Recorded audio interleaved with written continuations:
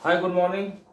आज आपको हम अल्कोहल फिनॉल ईथर का इम्पोर्टेंट ऑब्जेक्टिव लिखा देते हैं, तो आप लोग देख लीजिएगा अल्कोहल फिनॉल ईथर का इम्पोर्टेंट ऑब्जेक्टिव कौन कौन सा है। ठीक है, इससे पहले हम लोग हेलो एल्केन और हेलो एरेंस का इम्पोर्टेंट ऑब्जेक्टिव लिखा चुके हैं। तो आज आइए हम लोग अल्कोहल फिनॉल ईथर के ऑब्जेक्टिव को देखते हैं कि अल्कोहल फिनॉल ईथर में कौन कौन से ऑब्जेक्टिव हैं जो आपके लिए इम्पोर्टेंट है एग्जाम के लिए। तो ऑब्जेक्टिव क्वेश्चन हम लोग चल रहे हैं, इसमें अल्कोहल में, फिनॉल में और ईथर में। ठीक है, ये आपका इम्पोर्टेंट ऑब्जेक्टिव है। शुरुआत करते हैं। अल्कोहल का सामान्य सूत्र क्या होता है? अल्कोहल का सामान्य सूत्र क्या होता है? सामान्य सूत्र क्या होता है, ये क्वेश्चन पहला है आपका। तो अल्कोहल के सामान्य सूत्र की अगर बात करें तो अल्कोहल का सामान्य सूत्र होता है CnH2n+1OH या CnH2n+2O होता है। ठीक है। सेकेंड क्वेश्चन कि अल्कोहल का क्रियाशील मूलक क्या होता है? अल्कोहल का क्रियाशील मूलक होता है। अल्कोहल का क्रियाशील मूलक होता है। तो अल्कोहल का क्रियाशील मूलक क्या होता है? OH। आपको कह दिया जाएगा CH3OH को किस नाम से जानते हैं? CH3OH को किस नाम से जानते हैं? किस नाम से जानते हैं? काफी इंपॉर्टेंट क्वेश्चन है, आपसे पूछ दिया जाएगा कि CH3OH को किस नाम से जानते हैं। तो CH3OH के बारे में यदि आपसे पूछेगा तो याद रखिएगा कि CH3OH को कास्ट स्पिरिट कहते हैं। CH3OH को क्या कहा जाता है? कास्ट स्पिरिट कहा जाता है, इसे मिथाइल अल्कोहल कहा जाता है। ठीक है। सामान्य अल्कोहल का सूत्र क्या होता है? सामान्य अल्कोहल का सूत्र क्या होता है? सामान्य अल्कोहल का सूत्र होता है, तो सामान्य अल्कोहल के सूत्र की बात करें तो सामान्य अल्कोहल का सूत्र होता है C2H5OH।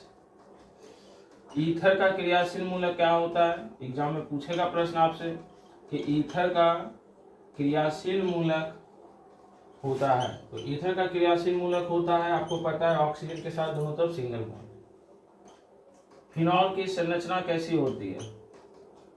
फिनॉल की संरचना एग्जाम में काफी बार पूछा प्रश्न है। फिनॉल की संरचना होती है, तो कैसी होती है फिनॉल की संरचना? तो बेंजीन के साथ कहीं पर एक नंबर पर OH दे दें तो इसी को क्या कहा जाता है? फिनॉल। तो आप लोग लिख लेंगे, काफी महत्वपूर्ण क्वेश्चन है सब। ठीक है, समझ लीजिए बढ़िया से।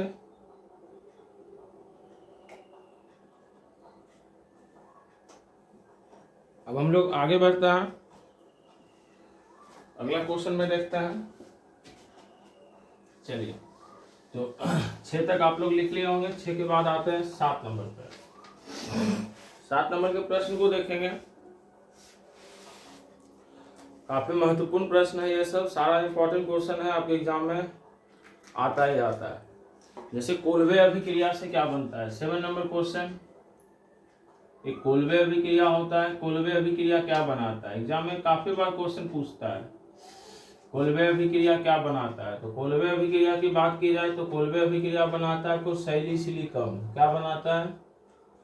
सैलिसिलिक अम्ल बनाता है। और सैलिसिलिक अम्ल की संरचना की अगर बात करें तो बेंजीन के साथ OH और यहाँ पर COOH।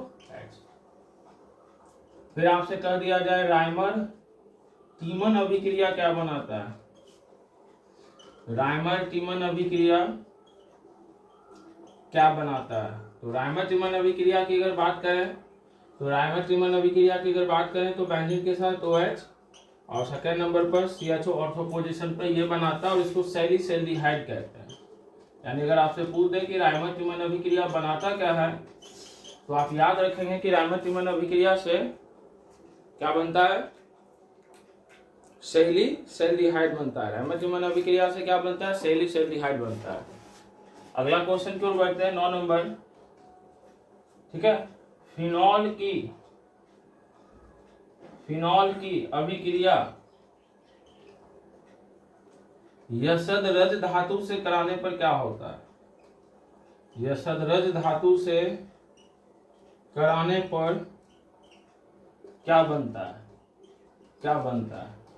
तो याद रखिएगा कि बेंजीन, जब फिनॉल की अभिक्रिया यशदरज धातु का मतलब हो गया जिंक, से अभिक्रिया कराएंगे तो बेंजीन बनेगा। और बेंजीन का संरचना क्या होता है आपको पता है, और बेंजीन का फॉर्मूला क्या होता है C6H6।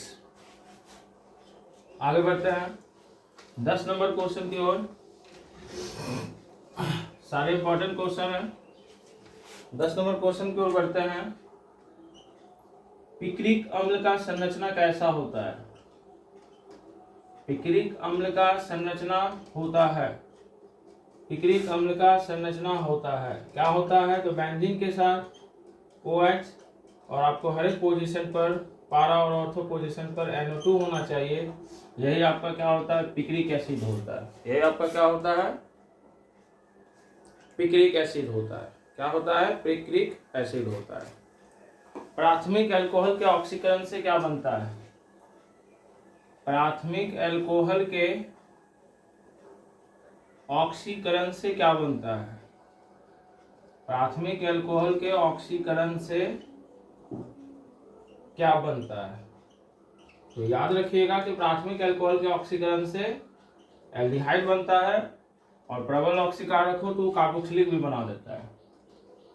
और द्वितीयक अल्कोहल के ऑक्सीकरण से क्या बनता है? तो याद रखना है, द्वितीयक अल्कोहल के ऑक्सीकरण से क्या बनता है? तो याद रखिएगा कि द्वितीयक अल्कोहल के ऑक्सीकरण से कीटोन बनता है, और कीटोन का फंक्शनल ग्रुप क्या होता है? C double bond O। और कार्बोक्सिलिक एसिड का क्या होता है फंक्शनल ग्रुप? COOH। ठीक है, COOH होता है। और एल्डिहाइड का क्या होता है? CHO होता है। एल्डिहाइड का क्या होता है? CHO होता है। चलिए अगला क्वेश्चन पे आते हैं। ल्यूकास अभिकर्मक किसे कहते हैं? ल्यूकास अभिकर्मक किसे कहते हैं? काफी बार क्वेश्चन पूछा हुआ है। ल्यूकास अभिकर्मक, ल्यूकास अभिकर्मक किसे कहते हैं? ल्यूकास अभिकर्मक किसे कहते हैं? तो याद रखिएगा, ल्यूकास अभिकर्मक की बात करें तो HCl + ZnCl2। ठीक है, ल्यूकास अभिकर्मक की बात करें तो HCl + ZnCl2। तो ये HCl जो होता है, सांद्र HCl + ZnCl2 के मिक्सचर को क्या कहा जाता है? ल्यूकास अभिकर्मक। ल्यूकास अभिकर्मक सबसे तीव्र किसके लिए होता है? क्वेश्चन आपसे आ जाएगा कि ल्यूकास अभिकर्मक सबसे तीव्र किसके लिए होता है? ल्यूकास अभिकर्मक सबसे तीव्र किसके लिए होता है? किसके लिए होता है? तो याद रखिएगा 3 डिग्री अल्कोहल के लिए। 3 डिग्री अल्कोहल के लिए ल्यूकास अभिकर्मक कौन नहीं देता है? तो 1 डिग्री अल्कोहल ल्यूकास अभिकर्मक नहीं देता है। याद रखिएगा कि 1 डिग्री अल्कोहल ल्यूकास अभिकर्मक नहीं देता है, और 3 डिग्री अल्कोहल ल्यूकास अभिकर्मक सबसे तीव्र देता है। ठीक है, याद रखना है आप लोग को। और क्वेश्चन पे आते हैं कुछ। 13 या 14 होगा। फिनॉल की प्रकृति कैसी होती है? फिनॉल की प्रकृति कैसी होती है? कैसी होती है? तो याद रखिएगा कि फिनॉल की प्रकृति की अगर बात करें तो फिनॉल की प्रकृति क्या होती है? अम्लीय होती है। क्या होती है? अम्लीय, एसिडिक होती है। 1 डिग्री अल्कोहल को किस प्रकार दिखाया जाता है? 1 डिग्री अल्कोहल को किस प्रकार दिखाते हैं? किस प्रकार दिखाते हैं? तो याद रखिएगा RCH2OH से। एलिलिक अल्कोहल पढ़े होंगे आप लोग।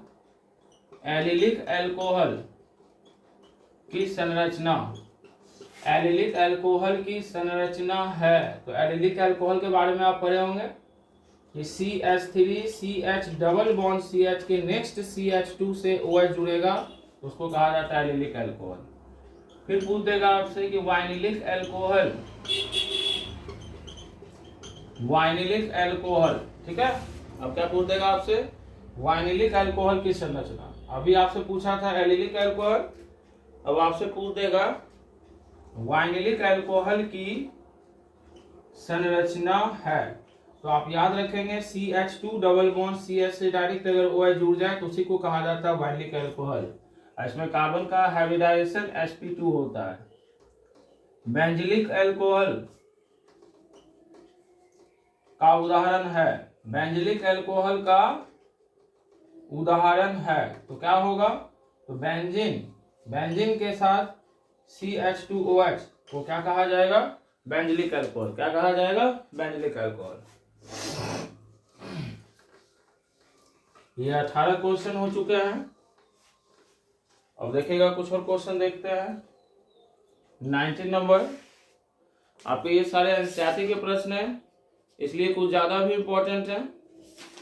ठीक है, चलिए कुछ क्वेश्चंस और हम लोग देख लेते हैं। हाँ, कार्बोलिक अम्ल किसे कहा जाता है, कार्बोलिक अम्ल किसे कहा जाता है, किसे कहा जाता है, तो याद रखिएगा कि कार्बोलिक अम्ल किसे कहा जाता है, तो फिनॉल को, यानी बेंजीन के साथ OH हो तो कार्बोलिक अम्ल फिनॉल को ही कहते हैं। कार्बोलिक अम्ल किसे कहते हैं, फिनॉल को।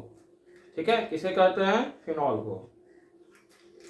चलिए अब हम लोग आते हैं कीटोन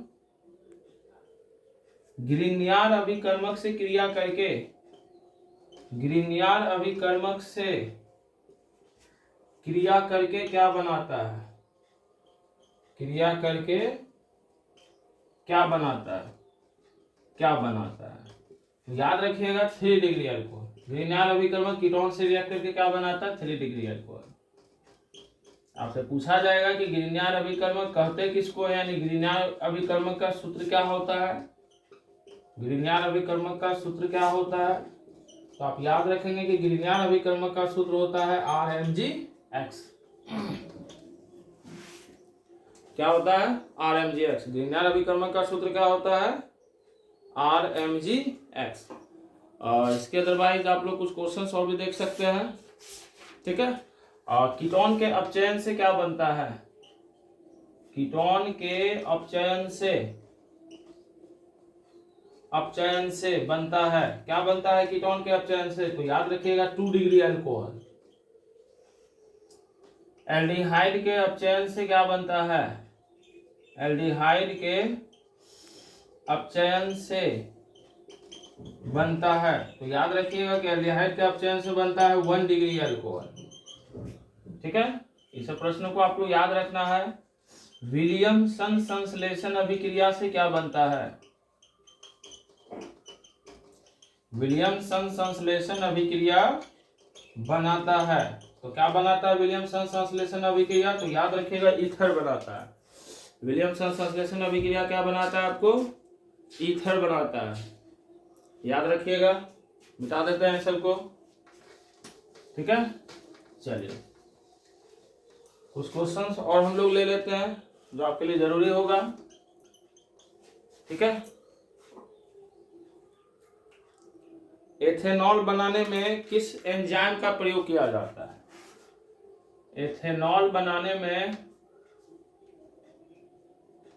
किस एंजाइम का उपयोग होता है, किस एंजाइम का उपयोग होता है, उपयोग होता है, तो याद रखिएगा जाइमेज। किसका उपयोग होता है, जाइमेज। ठीक है, तो ये सब कुछ क्वेश्चंस थे। ठीक है, एंजाइम की जाइमेज का उपयोग होता है, आप लोग देख सकते हैं। अच्छा, ये ल्यूकास परीक्षण कब होता है, किसके लिए किया जाता है, ल्यूकास परीक्षण किसके लिए होता है, किसके लिए होता है, तो याद रखिएगा 1 डिग्री 2 डिग्री 3 डिग्री अल्कोहल में जांच के लिए, अल्कोहल में जांच के लिए, जांच के लिए। ठीक, आयोडोफॉर्म परीक्षण कहाँ होता है, आयोडोफॉर्म परीक्षण होता है, तो ये कहाँ होता है, तो ये भी याद रखिएगा 1 डिग्री 2 डिग्री 3 डिग्री अल्कोहल में, इसके लिए जांच के लिए। ये सब कुछ क्वेश्चंस हैं जो काफी जरूरी है, याद रखिएगा। ठीक, एक क्वेश्चन ये भी आप देख सकते हैं, ये वाला, अम्लीय सबसे अधिक कौन होगा, सबसे अधिक कौन होगा, अम्लीयता भी पूछता है, सबसे अधिक कौन होगा। तो याद रखिएगा कि बेंजीन के साथ अगर पारा पे कोई ग्रुप जुड़ा हो तो पारा प्रोडक्ट सबसे क्या होता है, ज्यादा अम्लीय होता है। फिर उसके बाद ऑर्थो और फिर मेटा। अम्लीयता के लिए -I इफेक्ट सबसे ज्यादा मायने रखता है। तो ये सब आपका इंपॉर्टेंट ऑब्जेक्टिव क्वेश्चन है। आई होप सो दैट आप इसको देख लेंगे, कर लेंगे। ठीक है, बाय।